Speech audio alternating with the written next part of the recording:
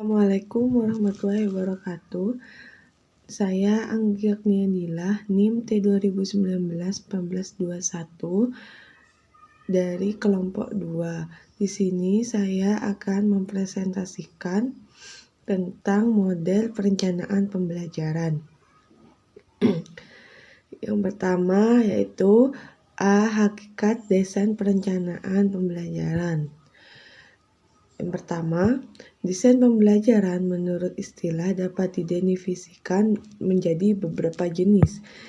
Yang pertama, rencana tindakan yang terintegrasi meliputi komponen tujuan, metode, dan penilaian untuk memecahkan masalah atau memenuhi kebutuhan. Yang kedua yaitu proses untuk merinci kondisi untuk belajar dengan tujuan makro untuk menciptakan strategi produk dan tujuan mikro untuk menghasilkan program pembelajaran atau modul suatu prosedur yang terdiri dari langkah-langkah, di mana langkah-langkah tersebut di dalamnya terdiri dari analisis, merancang, mengembangkan, menerapkan, dan menilai hasil belajar. Yang ketiga yaitu suatu proses desain dan sistematis untuk menciptakan pembelajaran yang lebih efektif dan efisien, serta membuat kegiatan pembelajaran lebih mudah yang didasarkan pada apa yang kita ketahui mengenai teori-teori pembelajaran, teori informasi, teori sistematika, analisis, penelitian dalam bidang pendidikan, dan metode-metode manajemen. Jadi, dapat disimpulkan desain pembelajaran merupakan proses sistematis pengembangan paket pembelajaran menggunakan teori belajar dan teori pembelajaran untuk menjamin terwujudnya pembelajaran yang berkualitas. Itu selanjutnya yaitu desain pembelajaran. Desain pembelajaran memegang peran penting dalam peningkatan kualitas pembelajaran. Hal ini memungkinkan karena merancang desain pembelajaran seorang desainer. Dalam hal ini, guru memiliki peran vital dalam merumuskan tujuan pembelajaran yang ingin dicapai dengan memiliki kesadaran akan pentingnya tujuan. Maka guru akan berupaya untuk melakukan berbagai aktivitas dalam rangka mewujudkan suatu tujuan pembelajaran. Dengan kesadaran yang diinginkan dari guru untuk merencanakan desain pembelajaran yang berkualitas, diharapkan proses pembelajaran akan berlangsung secara menyenangkan, menarik, dan tentunya berorientasi dalam tujuan umum yang ingin dicapainya. Dampak secara langsung maupun tidak langsung akan meningkatkan kualitas pendidikan Indonesia. Assalamualaikum warahmatullahi wabarakatuh. Perkenalkan, nama saya Yurista Febriana Sikasuri. Di sini saya akan menjelaskan tentang perencanaan pembelajaran. Perencanaan pembelajaran. Menurut William H. dalam bukunya Administrative Action: Techniques of Organization and Management, dijelaskan bahwa perencanaan adalah menentukan apa yang akan dilakukan. Nah, perencanaan ini mengandung rangkaian putusan yang luas dan penjelasan dari tujuan, penentuan kebijakan, penentuan program, penentuan metode-metode dan prosedur tertentu, dan penentuan kegiatan berdasarkan jadwal sehari-hari. Nah, perencanaan sendiri merupakan kegiatan pengambilan keputusan. Untuk itu, diperlukan kemampuan untuk mengadakan visualisasi dan melihat ke depan guna menentukan suatu pola tindakan untuk suatu yang mendatang. Dalam konteks pengajaran, perencanaan ini dapat diartikan sebagai proses penyusunan materi, penggunaan media pengajaran, penggunaan metode pengajaran, media pengajaran, penilaian suatu lokasi, waktu yang akan dilaksanakan pada masa tertentu untuk mencapai tujuan yang telah ditemukan. Dari pengertian di atas dapat disimpulkan bahwa perencanaan pembelajaran adalah suatu proses yang dilakukan oleh seorang guru dalam membimbing, membantu, dan mengarahkan peserta didik untuk memiliki pengalaman belajar serta mencapai tujuan pengajaran yang telah ditetapkan dengan langkah-langkah penyusunan materi pembelajaran, penggunaan media pembelajaran, penggunaan metode dan pendekatan pengajaran, serta penilaian dalam suatu alokasi waktu yang telah dilaksanakan dalam waktu tertentu. Selanjutnya adalah manfaat perencanaan pembelajaran. Adapun manfaat dari perencanaan pembelajaran antara lain yang pertama adalah untuk memanfaatkan berbagai sumber belajar secara tepat. Dengan perencanaan yang tepat, maka guru dapat menentukan sumber-sumber belajar yang dianggap tepat untuk mempelajari suatu bahan pelajaran. Sebab ini banyak sekali sumber bahan belajar yang ditawarkan baik melalui media cetak maupun media elektronik. Yang kedua adalah perencanaan akan membuat pembelajaran berlangsung secara sistematis. Dengan perencanaan yang baik, maka pembelajaran tidak akan berlangsung seadanya, tetapi akan terarah dan terorganisasi. Dan guru dapat memanfaatkan waktu secara efektif untuk mencapai tujuan pembelajaran. Itu saja yang dapat saya sampaikan, kurang lebihnya mohon maaf. Wassalamualaikum warahmatullahi wabarakatuh. Assalamualaikum warahmatullahi wabarakatuh. Saya Rozi dari kelompok 2 NIM T20191425. Di sini saya akan melanjutkan subtema yang mana sebelumnya yang telah dijelaskan oleh rekan saya, yaitu hakikat model perencanaan pembelajaran. Kemudian di sini saya akan menjelaskan apa saja model-model tersebut. Model-model perencanaan pembelajaran, desain model pembelajaran. Yang pertama ada model Dick and Carey, yang kedua ada model CAM, yang ketiga ada model Asur, yang terakhir ada model ND. Oke, yang pertama ada model Dick and Carey. Model ini mengidentifikasi tujuan pembelajaran umum. Dalam model ini perlu menganalisis pembelajaran serta menentukan kemampuan awal siswa terlebih dahulu.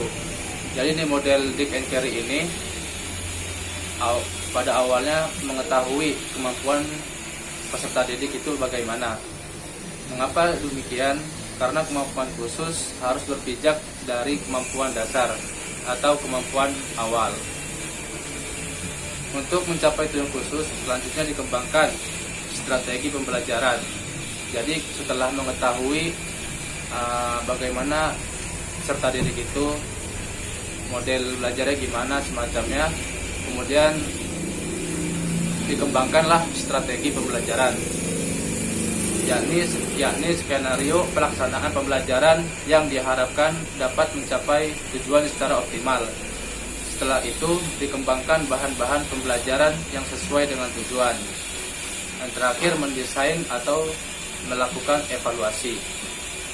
Jadi setelah mengembangkan strategi pembelajaran, kemudian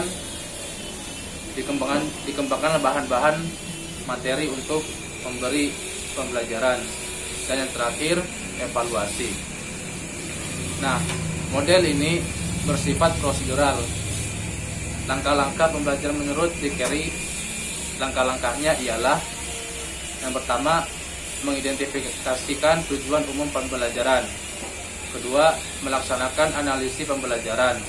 Yang ketiga, mengidentifikasi tingkah laku, masukan, dan karakteristik siswa. Terus yang keempat, merumuskan tujuan informasi.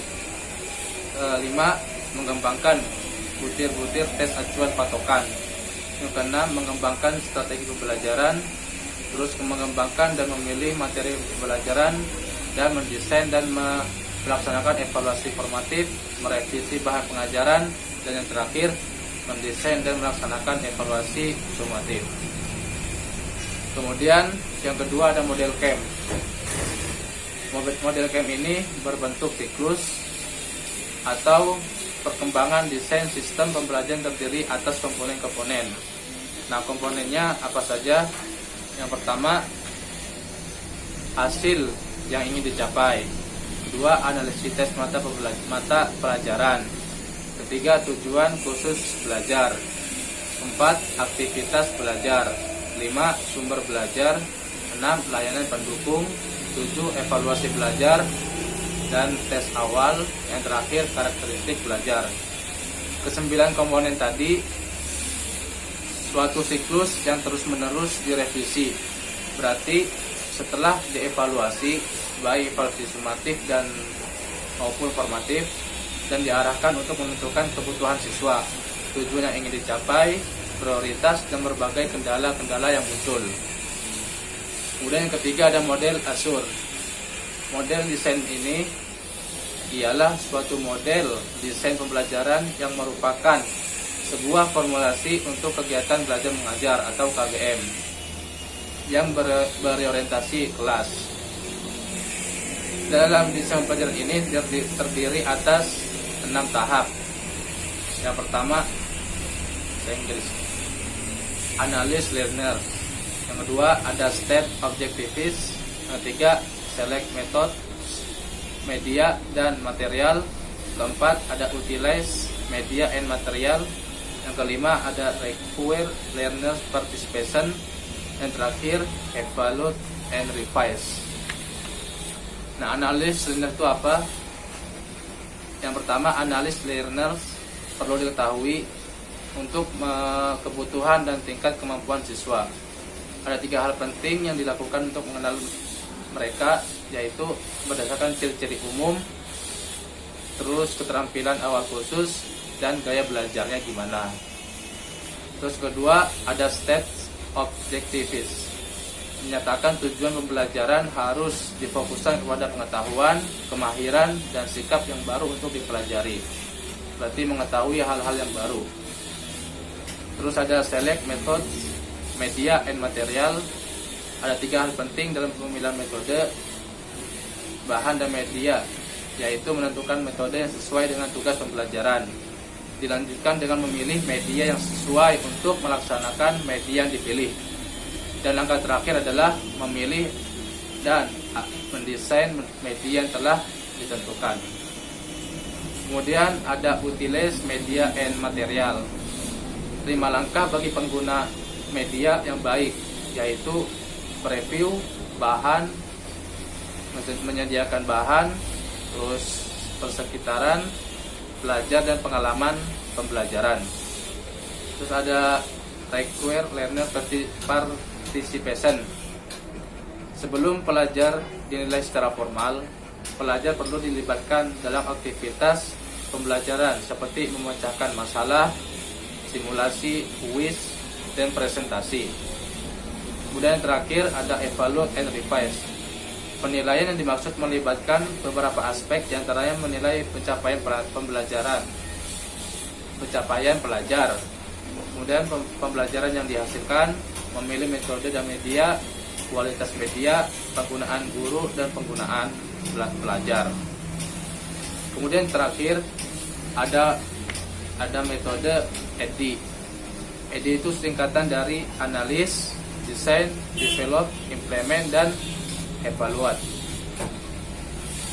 Dalam ini pedoman membangun perangkat atau infrastruktur program pelatihan yang efektif. Model ini menggunakan 5 tahap pengembangan, yakni ada analis, desain, development, implementation, dan terakhir evaluation. Yang pertama ada analis atau analisa, yaitu melakukan needs assessment atau analisis kebutuhan, mengidentifikasi masalah, kebutuhan, dan melakukan analisis tugas.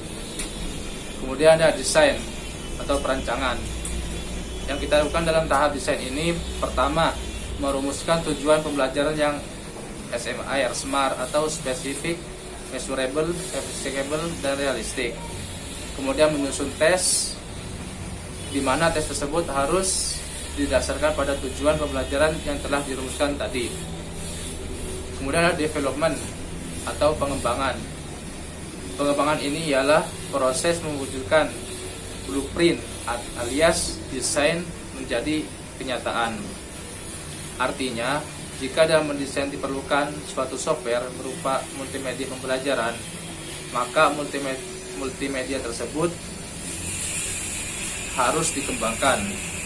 Satu langkah penting dalam tahap pengembangan adalah diuji coba terlebih dahulu. Kemudian ada implementation atau eksekusi. Ialah langkah nyata untuk menerapkan sistem pembelajaran yang sedang kita buat. Artinya, pada tahap ini semua yang telah dikembangkan diinstal atau diriset sedemikian rupa sesuai dengan peran atau fungsinya agar bisa diimplementasikan.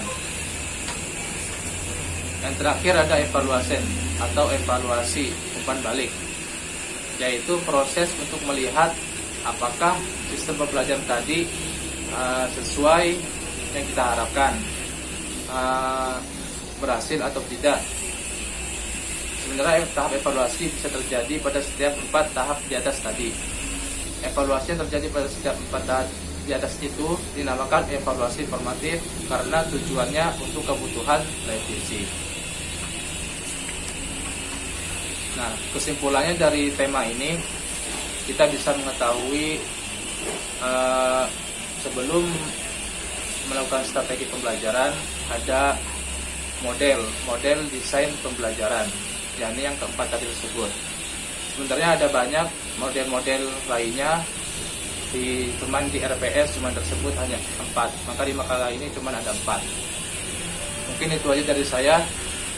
Apabila ada kesalahan kata, dimaafkan. Sekian, terima kasih. Wassalamualaikum warahmatullahi wabarakatuh.